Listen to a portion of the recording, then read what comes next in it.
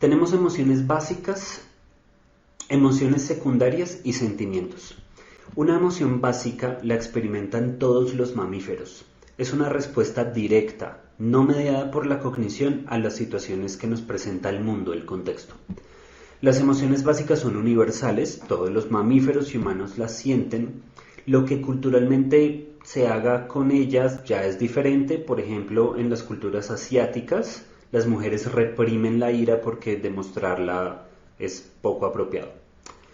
Paul Ekman decía que había 6 emociones básicas, pero ahora ya cambió de idea. Este hombre se hizo muy famoso porque en los 80s hizo una investigación muy amplia, consistente en que visitó varias culturas que no tenían contacto con la civilización occidental, Brasil, África, bueno, en fin. Y llevó fotografías de personas con diferentes emociones y mostraba la fotografía y preguntaba qué le pasó a esta persona. Porque si le preguntas qué está sintiendo, pues no todas las culturas tienen un lenguaje intrapsíquico que hable de la emoción. Paul Ekman descubrió que cuando ponía caras de tristeza, la gente respondía: le robaron su cosecha, acababa de cazar un venado y se lo robaron, perdió a su hijo, se le murió la mamá. O sea, hablaban de una pérdida, ¿sí? También se dio cuenta que todas las emociones tienen una forma diferencial de mostrarse en la cara humana. El ser humano es el animal que más músculos tiene en la cara, o sea, más expresivo a través de su rostro es, ¿no? A esto después lo llamaron microexpresiones y Paul Ekman se hizo millonario vendiendo cursos de reconocimiento facial de emociones y sacaron una serie que se llamaba Lie to Me. Bueno, toda emoción básica tiene una tendencia a la acción que es importante en el trabajo terapéutico. Una emoción es la forma en que tu cuerpo se prepara para reaccionar de una manera específica, ¿sí?, frente a una situación. Es decir, a lo largo de la historia evolutiva, nuestros antecesores fueron encontrando situaciones que se podían clasificar en qué era lo que si hacía el animal podía favorecer que sobreviva, ¿sí?, que sobreviviera. Los que hicieron eso sobrevivieron, y esa es la teoría darwiniana de la selección natural. Entonces, por ejemplo, en el miedo, la tendencia de acción es escapar o evitar. El miedo organiza todo tu cuerpo para hacer un tipo de acciones que son las que ayudarían a sobrevivir en esa situación. Cuando se te meten en la fila, te da ira. Entonces la ira es una forma de organizar todo tu cuerpo para el ataque, ¿sí? Al animal le intentan robar su presa, ataca, ¿sí? Al niño le cogen su juguete, reacciona. Proteger lo que es mío, para eso es la ira. Entonces una emoción es una disposición relacional, o sea, es como se dispone el cuerpo para actuar de una manera determinada frente a una situación con un otro. Por tanto, toda emoción pues tiene una tendencia de acción. Entonces, cuando estás triste, es más probable que te repliegues y llores, pero no que ataques.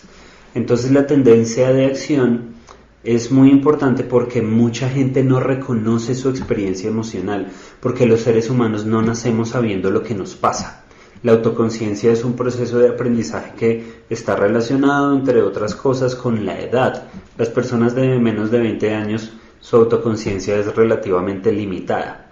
La autoconciencia es la capacidad de explicar correctamente qué me está pasando en este momento con ese otro. Entonces la gente tiene que pasar por la tendencia de acción para reconocer sus emociones. Tu paciente te dice, me siento mal, ¿sí? Bueno, entonces le preguntas, bueno, ¿cómo es ese sentirse mal? ¿Sí? No, se me calientan las manos y tengo ganas de pegarle, de golpear a alguien. Entonces eso es ira. Bueno, y también toda emoción básica tiene una situación desencadenante identificable. O sea, cuando enfrentas una situación de pérdida, siempre te da tristeza. Bien, entonces hay 4 emociones básicas, 2 puras, 2 mixtas.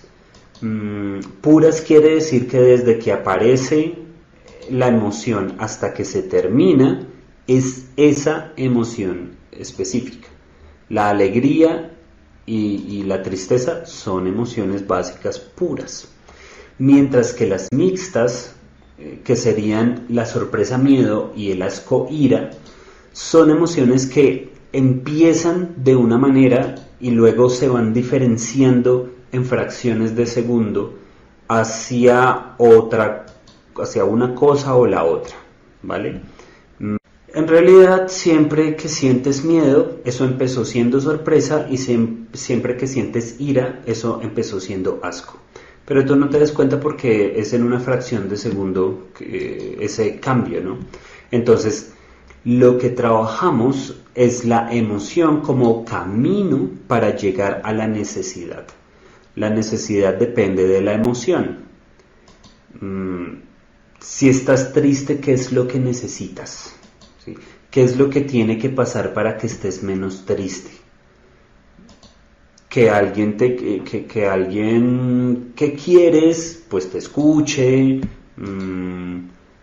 te abrace, o sea, lo que necesitas es afecto, la necesidad relacional de afecto. ¿Qué es lo que necesitas cuando tienes ira? ¿Sí? Digamos que tiene que ver con el espacio, con los límites. Lo que necesitas es proteger tu espacio vital, impedir que el otro invada tu lugar. O sea, lo que necesitas es respeto. ¿Qué es lo que necesitas cuando sientes asco? Cuando sientes asco, lo que necesitas es purificarte, ¿no? Limpiarte. Piensen en alguien a quien desprecian, ¿sí? ¿Qué le harían si la tuvieran enfrente? Lo que harían sería menospreciarlo, desprecio, falta de valor, colocarlo por debajo de ti. Nos ponemos moralmente por encima de esa persona. Eso es distinto de lo que pasa cuando sientes ira, porque ahí lo que quieres hacer es que el otro no te invada. Entonces, en términos de sensación y de tendencia de acción, son diferentes. A veces hay casos donde el terapeuta se pone de parte de la víctima, ¿sí? ¿Por qué le pegas a tu mujer con tanto desprecio? Entonces desprecias al agresor, con lo cual ya impediste que haya cambio terapéutico porque estás repitiendo el esquema emocional. Ahí se acaba la terapia y empieza el juicio moral. ¿Qué pasa el desgraciado? Bien, todas las emociones básicas son propias de todos los mamíferos, pero no todas aparecen a la vez. En términos de expresión facial y de manifestación, van dependiendo de la maduración del sistema nervioso. El desprecio es la que más tarda en aparecer, por allá más o menos a los 4 años y medio, 5. Primero se tuvo que haber sentido asco, ¿sí? Hay mucha investigación que evidencia que las personas más sensibles al asco son las que más desprecian. O sea, lo que la evolución hace es utilizar lo que ya está ahí para otros fines, y así pues el cerebro ahorra esfuerzo, ¿no? En algún momento el ser humano comenzó a utilizar asco en relación a sus congéneres. Bien, ahora, las emociones básicas no son aprendidas, las emociones secundarias sí lo son. Entonces, un niño de 3 años cuando está quitándole las patas a la mosca no es cruel, ¿sí? Está explorando. Los niños a esa edad no son crueles, son amorales. Ya un niño de 8 años sí puede ser cruel por modelamiento, ¿no? Pero a los 3 años un niño no es consciente de que el otro siente dolor. El fundamento de la moralidad es la empatía, ¿no? Pero a los 3 años no se reconoce que el otro es otro.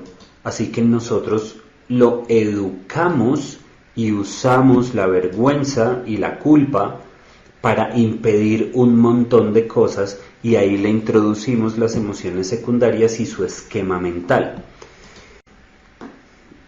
Sí, le comenzamos a incluir el otro, ¿sí? Que entienda que al otro le duele. Y bueno, y podemos educarlo solo en base a la vergüenza y a la culpa, con lo cual va a sufrir toda la vida, o podemos educarlo en base a la compasión, o sea, al amor, a la compasión, con lo cual va a ayudar a los demás a dejar de sufrir, ¿no? Porque la educación compasiva genera personas emocionalmente fuertes. La evitación de la emoción dolorosa, cuando yo intento evitar que me duela la tristeza, ¿sí? Se basa en la debilidad, ¿no? No aguantas el dolor de dejarlo y prefieres seguir ahí sabiendo que te pone el cuerno, que te pone los cachos. Eso es ser débil. Pero volviendo al tema, ningún animal es cruel. Disfrutar de el dolor del otro solo lo pueden hacer los humanos. Está vinculado con la identidad. Los animales no tienen emociones secundarias, entonces no pueden ser crueles. Los animales no tienen identidad, no pueden decir yo soy fulano. La crueldad está vinculada con la identidad, específicamente con la experiencia del orgullo, que es el derivado de la humillación del otro. Ser cruel es humillar al otro. Entonces, bueno, tenemos la alegría como emoción pura, que esta pues no cuenta con propósitos clínicos, porque la gente no viene a terapia diciendo soy demasiado feliz. Nos sentimos alegres para expandirnos, para incorporar aquello que nos alimenta o nos nutre emocionalmente. Cuando las personas estamos alegres, nuestro cuerpo se expande, ¿sí? Tu plexo solar y tu columna vertebral se abren. Nos expandimos también metafóricamente, se lo contamos a todo el mundo cuando estamos alegres, y bueno, en fin. Luego está la tristeza. La tendencia de acción de la tristeza, ¿sí? ¿Para qué está ahí la tristeza? Está ahí porque perdí algo y lo que tengo que hacer es replegarme dentro de mí mismo, recuperar fuerzas para volver a salir. La tristeza siempre está asociada con una pérdida y la alegría con una ganancia.